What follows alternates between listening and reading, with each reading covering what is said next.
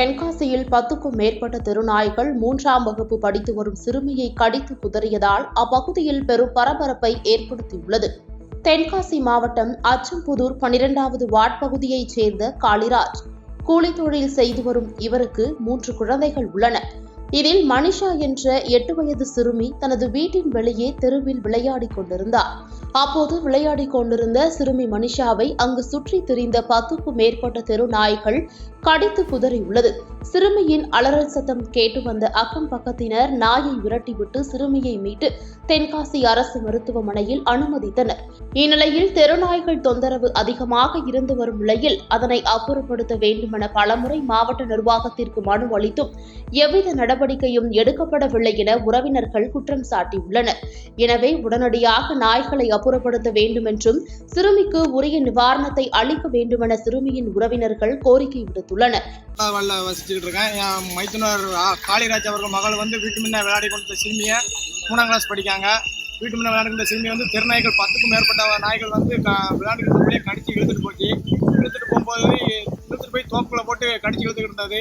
அப்போ காப்பாற்றுறதுக்கு பிள்ளையோட சத்தம் கட்டு காப்பாற்றுறதுக்கு நான் உடனே போடும்போது எந்த பொருளும் இல்லைனாக்கா என்னையும் துரத்துச்சு. இப்போ அங்கே நடந்த கம்பு எடுத்து நாய்களை துரத்தி விட்டு பிள்ளைய காப்பாற்றி வெளியில் எடுத்து கொண்டு போட்டு தலைகளில் பார்க்க முடியாத அளவுக்கு காயங்கள் இருக்கு. உடம்புல எல்லாம் ரொம்ப கடிகள், தொட சைடு, உடம்பு, வயிறு எல்லாமே ரொம்ப கடிகள் கூடின இடங்கள். தலையில தான் காயம் ரொம்ப அதிகமாக இருக்கு. அது கலெக்டர் சார் அவர்களும் நம்ம மாவட்ட நிர்வாகம் எல்லாம் சேர்ந்து அந்த பிள்ளைக்கு ஒரு நல்ல ஒரு ஃபர்ஸ்ட் எய்ட் எல்லாம் பண்ணி பிள்ளையை காப்பாற்றுறதுக்கு உதவி செய்யுமாறு தாழ்மையுடன் கேட்டு. தமிழக சாராய சாம்ராஜ்யத்தின் நிறுவனர் மு. கருணாநிதி தான் என பாஜக மூத்த தலைவர் ஹெச். ராஜா கடுமையாக விமர்சித்துள்ளார். கள்ளக்குறிச்சி மாவட்டம் கருணாபுரத்தில் விஷ சாராயம் விவகாரத்தில் 50க்கும் மேற்பட்டோர் பரிதாபமாக உயிரிழந்த சம்பவம் நாட்டையே உலுக்கியுள்ளது. இந்நிலையில் மதுரை மாவட்ட ஆட்சியர் அலுவலகம் அருகே பாஜகவின் மூத்த தலைவர் ஹெச். ராஜா முன்னிலையில் 300க்கும் மேற்பட்ட பாஜகவினர் தமிழக அரசை கண்டித்து அனுமதியின்றி கண்டன ஆர்ப்பாட்டத்தில் ஈடுபட்டனர். அப்போது காவல்துறை அனுமதி மறுக்கப்பட்டதால் போலீசாருக்கும் போராட்டக்காரர்களுக்கும் இடையே கடுமையாக தள்ளுமுள்ளு ஏற்பட்டது. உரிய அனுமதியின்றி இந்த போராட்டம் நடத்தப்பட்டதால் பாஜக மூத்த தலைவர் ஹெச். ராஜா, மாவட்ட தலைவர் சுசீந்திரன் உட்பட 100க்கும் மேற்பட்டோரை போலீசார் குண்டுகட்டாக கைது செய்தனர். இதனால் அப்பகுதியில் பரபரப்பு ஏற்பட்டது. இந்த போராட்டத்தின் பின் செய்தியாளர்களை சந்தித்து பேசிய பாஜக மூத்த தலைவர் ஹெச். ராஜா, சாராய சாம்ராஜ்யத்தின் நிறுவனரே கருணாநிதிதான் என்றும் இந்த தீய அரசு வேரோடு வேறாக அழிக்கப்பட வேண்டும் என்றும் திமுக ஆட்சி தமிழ்நாட்டில் இருக்கும் வரை தமிழ் மக்களுக்கு ஆபத்துதான் என்றும் கடுமையாக விமர்சித்தார். நேற்று முதலமைச்சர் சட்டமன்றத்தில் நான் ஓடி ஒளிகளைங்கிறாரு. இன்னைக்கு முதலமைச்சர் ஓடி ஒளிஞ்சிருக்காருன்னு இந்த ஆர்ப்பாட்டத்துக்கு அனுமதி மறுத்ததிலிருந்தே தெரியுது. விமர்சனத்தை தாங்கிக் கொள்ள முடியாத கோழை முதலமைச்சர். விஷச்சாராய சாவுகளை தடுக்க துப்பில்லாத ஸ்டாலின் அரசு இன்று ஆர்ப்பாட்டத்தை தடுப்பதா? இந்த தமிழகத்துல மக்கள் ஒண்ணு புரிஞ்சுக்கணும். நீங்க 40க்கு 40 ஓட்டு போட்டதே உங்களை கொல்றதுக்கு தான் இந்த அரசாங்கத்துக்கு அனுமதிங்கிறத மக்கள் புரிஞ்சுக்கணும். ஏன்னா 1970 ஆகஸ்ட் 30ஆம் தேதி வரை தமிழ்நாட்டில் சாராயம் கிடையாது.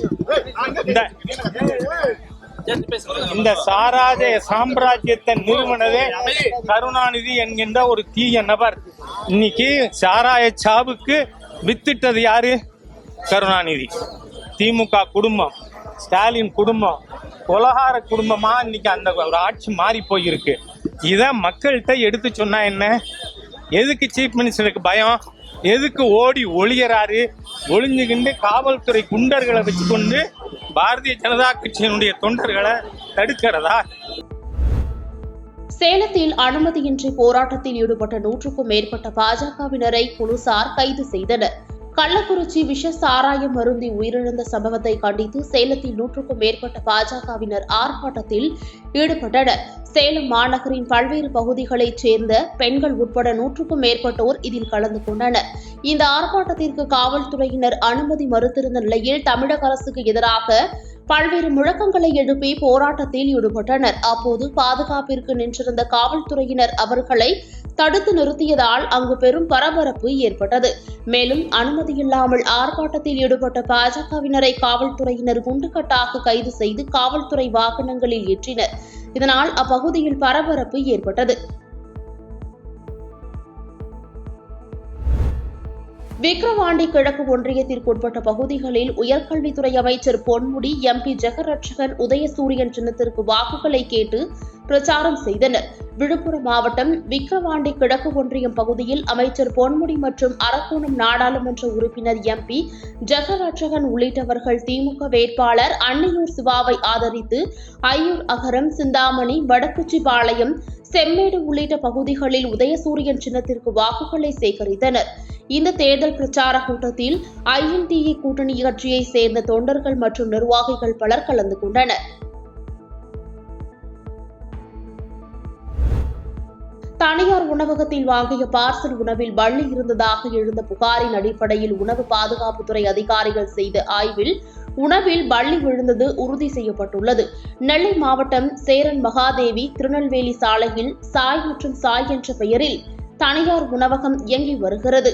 சேரன் மகாதேவி சாராட்சியர் அலுவலகம் அருகே உள்ள தனியார் வங்கியில் தற்காலிக ஊழியராக பணிபுரியும் சதீஷ் என்பவர் வங்கியில் சென்று சாப்பிடுவதற்காக பொங்கல் பார்சல் வாங்கியுள்ளார். பின்னர் பார்சலை வாங்கிக் கொண்டு வங்கியில் வைத்து சாப்பிடுவதற்கு பார்சலை திறந்து பார்த்தபோது அதில் முழு நீள பள்ளி இறந்து கிடப்பதை பார்த்து அதிர்ச்சி அடைந்தார். உடனடியாக எதிரே இருந்த சாராட்சியர் அலுவலகத்தில் உணவை கொண்டு சென்று புகார் அளித்துள்ளார்.